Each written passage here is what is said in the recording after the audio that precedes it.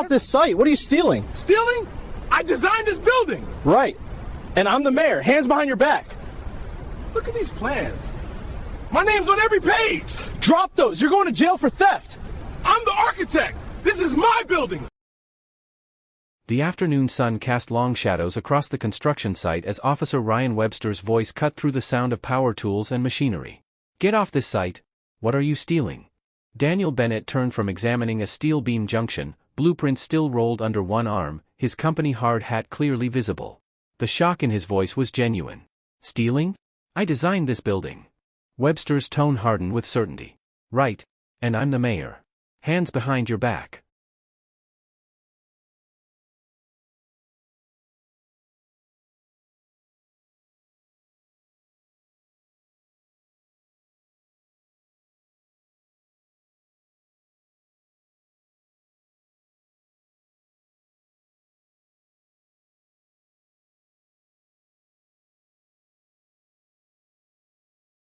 Bennett held up the blueprints, the pages unfurling slightly to reveal technical drawings covered in annotations.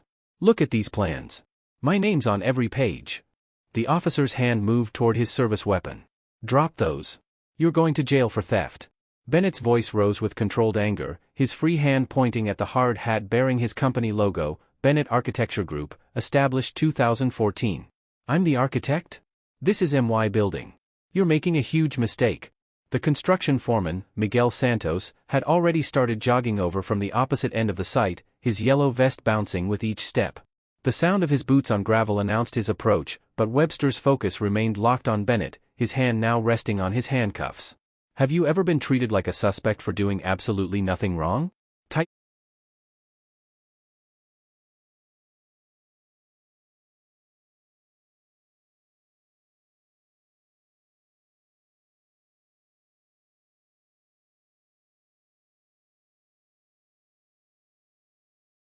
Type yes or no in the comments. This was supposed to be routine.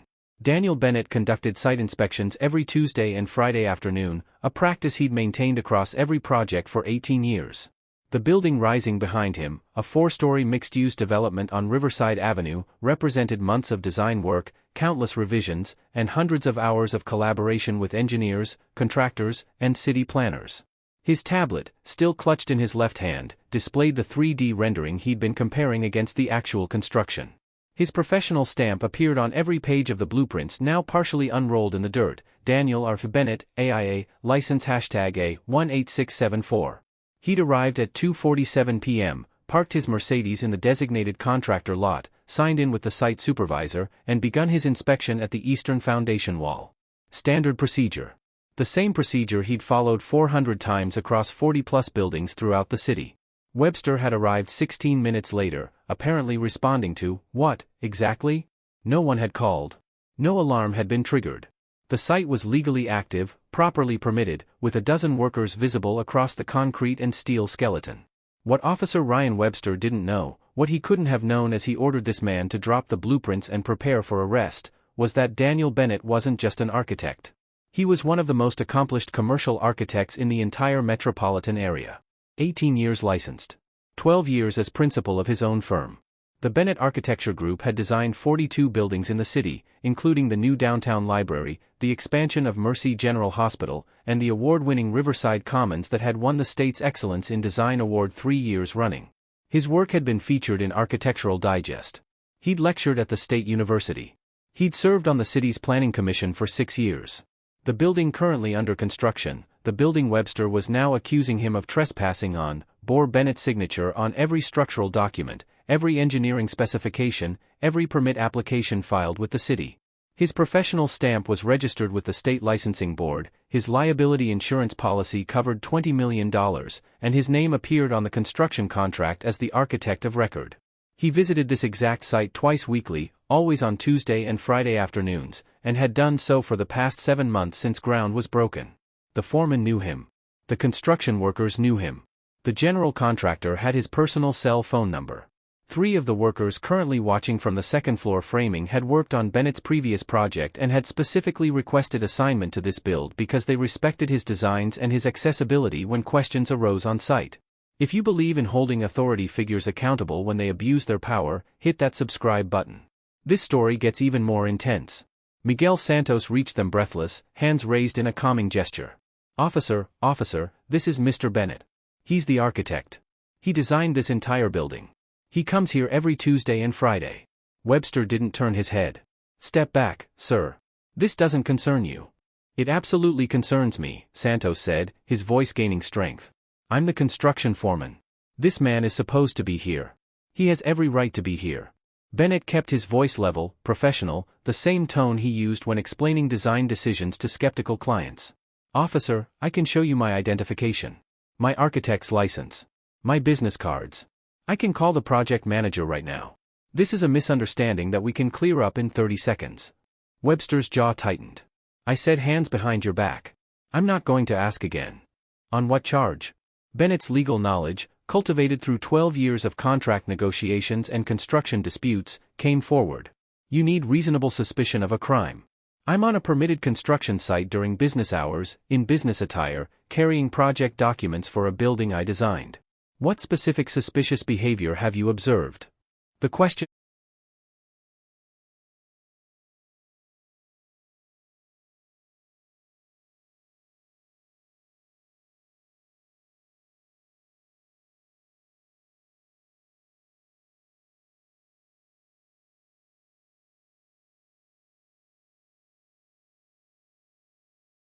hung in the air. Around them, the construction site had gone quiet. Workers on the second floor had stopped hammering. A cement mixer idled its engine. Someone near the contractor trailer had pulled out a phone. Webster's face flushed. You're trespassing. You're in possession of stolen property. Those blueprints have my signature and professional stamp on every page, Bennett said, his voice still controlled but harder now. The project manager's contact information is on the title sheet. The general contractor's office is in that trailer right there. You could verify my identity in less than 1 minute. Turn around and put your hands behind your back. Webster unclipped his handcuffs. Santos stepped closer, his voice urgent. Officer Webster, I'm telling you right now, officially, as the foreman of this site, this man is authorized to be here. He is the architect. There is no trespassing. There is no theft. You are making a mistake. Bennett set his tablet carefully on a nearby stack of lumber. He unrolled the blueprints fully, holding them up so Webster could see the title block, the signature lines, the professional stamps embossed into the paper. Look. Right here. Daniel R. Bennett, AIA. That's me. My license number. My stamp. My signature. This building doesn't exist without me. Webster grabbed the blueprints from Bennett's hands, rolled them roughly, and tossed them onto the ground. Evidence. The word sent a chill through Bennett's chest. This wasn't de-escalating. This was accelerating. I'm going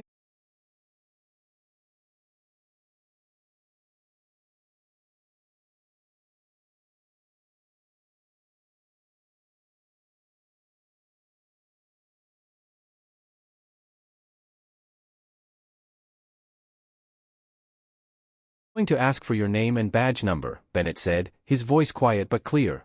Every word deliberate. I'm going to ask you to call your supervisor. And I'm going to inform you that this interaction is being recorded. Webster's eyes flicked upward. A woman standing near the contractor trailer held her phone up, camera obviously active. Another worker on the second floor had his phone out as well, angled down toward the scene. I don't care about your recordings, Webster said. You're under arrest for trespassing and theft. I'm requesting your supervisor, Bennett repeated. I'm not resisting. I'm complying with lawful orders. But I'm formally requesting that you verify my identity before you proceed with an arrest that will cost you your career. The threat was explicit now.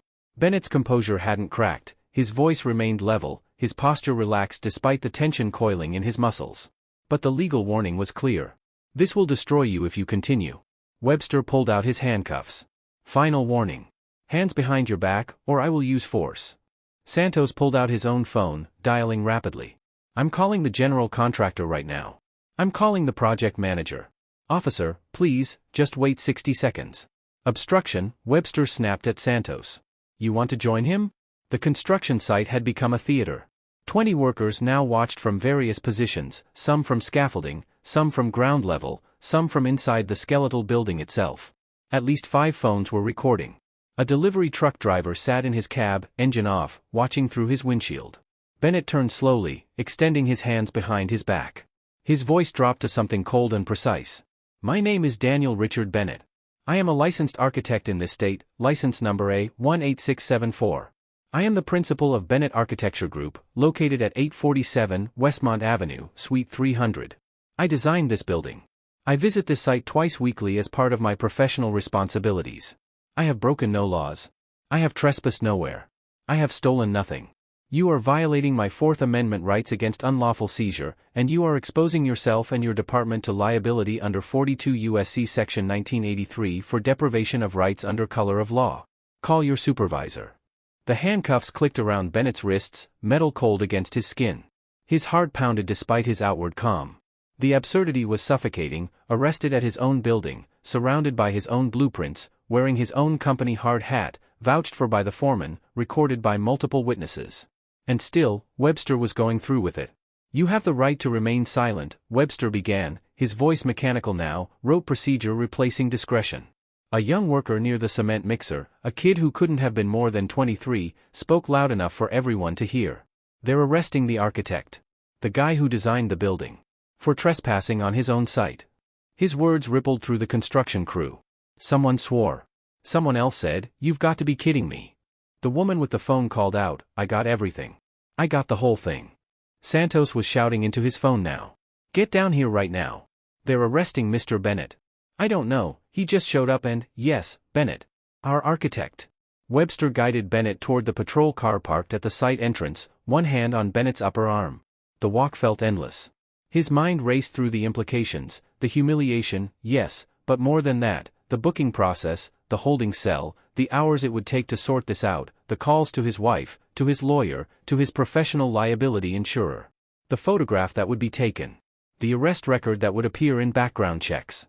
Do you think the officer should have just apologized and walked away at this point? Let me know below. The patrol car's back door opened with a hollow sound. Webster's hand pressed down on Bennett's head, guiding him into the seat. The plastic was hard and cold, the space cramped. The door slammed shut, and suddenly Bennett was behind mesh and plexiglass, separated from the world by barriers designed for criminals. Through the window, he could see Santos still on the phone, gesturing wildly. He could see the workers gathering in clusters, pointing. He could see his blueprints still lying in the dirt where Webster had thrown them, pages partially unrolled, his professional stamp visible even from this distance. The car smelled like chemical cleaner and stale fear. His hands were going numb from the handcuff pressure. His tablet was still sitting on the lumber stack. His Mercedes was still in the contractor lot.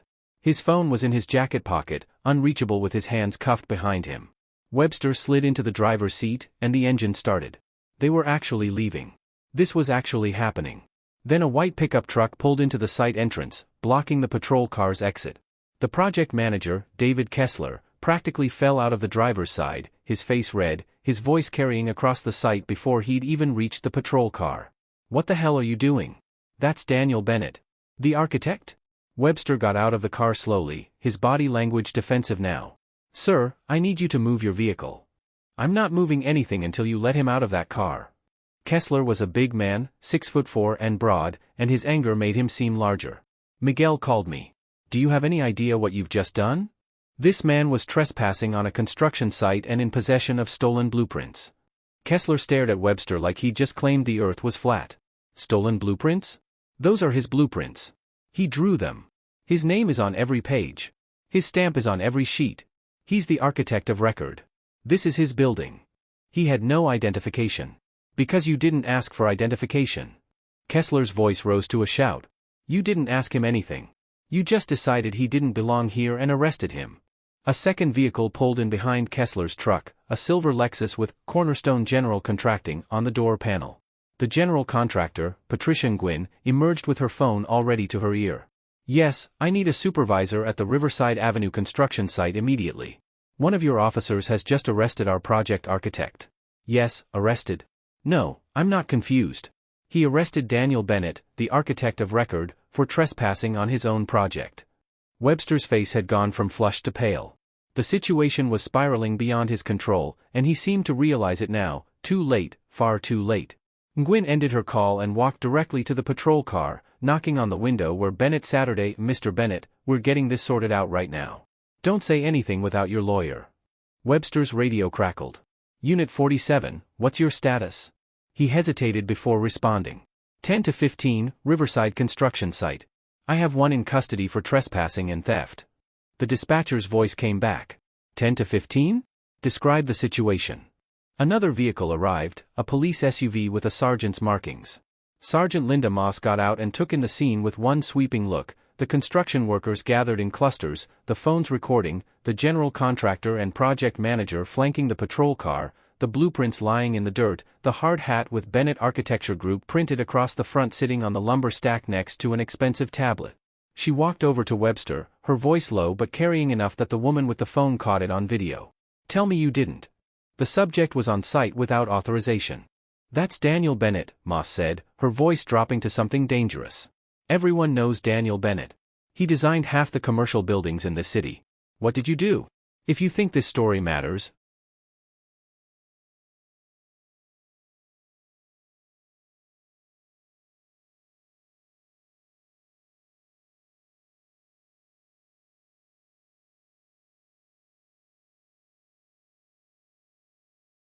make sure you're subscribed. What happens next will shock you. Webster's mouth opened and closed. Moss walked to the patrol car and opened the back door. Mr. Bennett, I apologize. This should never have happened. We're going to get those cuffs off immediately. Bennett said nothing as Moss helped him out of the car and unlocked the handcuffs. His wrists bore red marks where the metal had pressed into skin. He rolled his shoulders, flexed his fingers, and still said nothing. His face was unreadable. Moss picked up the blueprints from the ground, brushing dirt from the pages, and handed them to Bennett. Again, I apologize. We'll be conducting a full review. I want his name and badge number, Bennett said quietly. I want the report number for this incident. I want copies of any body camera footage and dashboard camera footage. And I want confirmation that Internal Affairs will be investigating. Moss nodded. You'll have all of it. Kessler stepped forward. We have 5 civilian recordings from multiple angles. We have witness statements from 20 construction workers. We have time-stamped sign-in logs showing Mr. Bennett's regular visits to this site. This is going to be very well documented.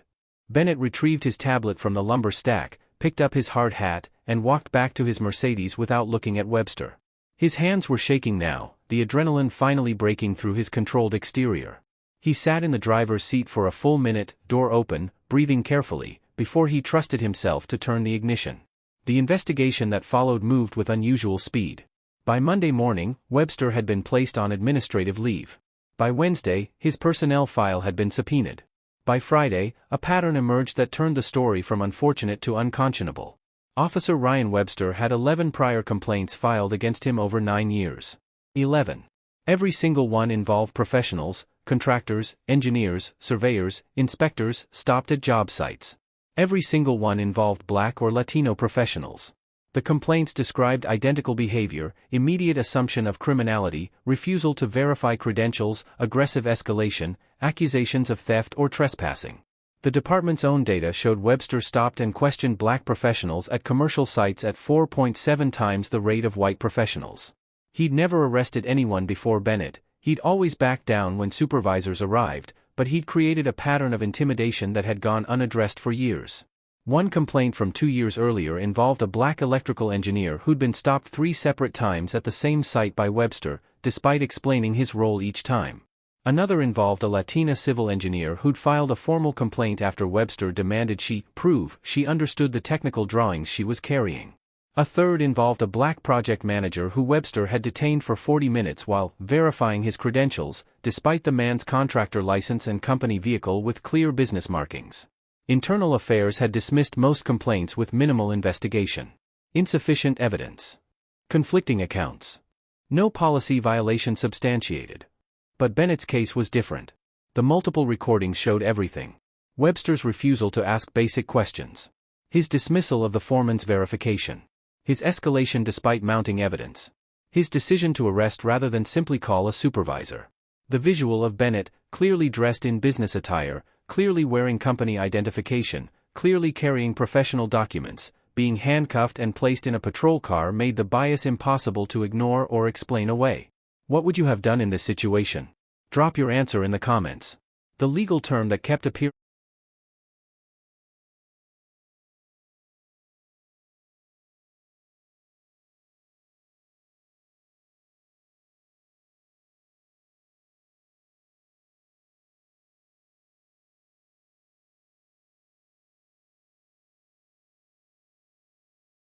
Hearing in the analysis was pretextual stop, a stop that pretends to be about one thing but is actually motivated by something else entirely. Webster claimed he was responding to possible trespassing. But he'd made no effort to determine whether trespassing was actually occurring. He'd observed a black man in a space. Webster had decided black men didn't belong, and he'd escalated to arrest. The federal investigation added another layer.